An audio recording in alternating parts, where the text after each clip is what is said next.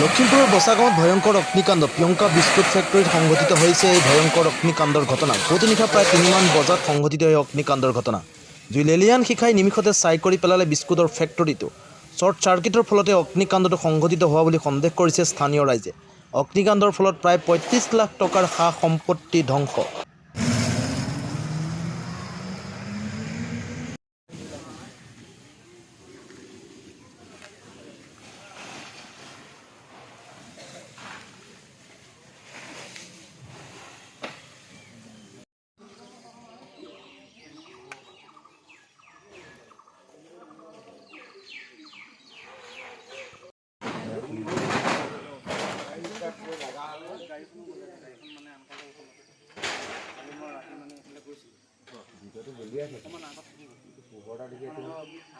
মোৰ ফেক্টৰীত শুই থকা গ'ল সেইটো ভাল মই লগে লগে মোৰ বিশেষতে বুজি থাকে নহয় আকৌ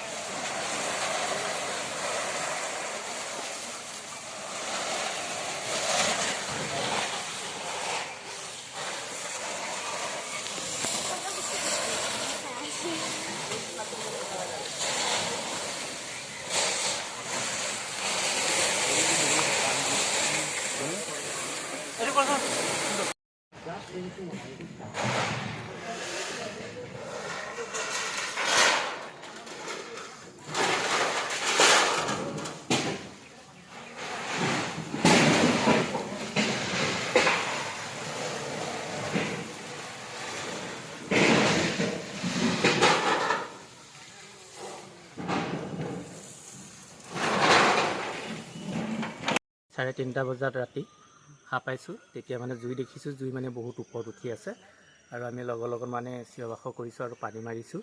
তেনেকুৱা অৱস্থাতে এই ইয়াত যিটো ইনভাৰ্টাৰ আছে ইনভাৰ্টাৰটো ধপকৈ ফুটিছে। তাৰপিছত জুইটো ওপৰত জ্বলি গৈ আছে। কেনেকৈ হৈছে বুলি সন্দেহ কৰিছে? আমাৰ সন্দেহ কাৰেণ্টেই নে এতিয়া ইয়াৰ কিবা ভাটি আছেতো, ভাটিটো হ'ব পাৰে বা কাৰেণ্টো হ'ব। তেনেকুৱাতে ভাটিত জুই নাই যদি এইটো কাৰেণ্টেই হ'ব। মানে চাৰে 3টামান বজাত আমি শুই আছিলোঁ। আমাৰ ওচৰৰ দাদা এজনে আমাক চিঞৰি মাতিলে। আমি তেতিয়াই আহিছোঁ, তেতিয়াই জ্বলি ছাই হৈ গৈছে। আপোনাক কি বুলি ভাবিছে এইটো কথাটো? এতিয়া কি বুলি ভাবিছোঁ মানে এতিয়া মইনো কি ক'ম। এতিয়া ডাঙৰ মানুহবিলাকে কি ভাবে সেইটোকে কৰিব আৰু। কাৰেণ্টৰ শ্বৰ্ট চাৰ্কিটৰ কাৰেণ্টৰ এতিয়া কি ক'বলৈ ভাষাই নাই, জ্বলি শেষ হৈ গ'ল দেখোন।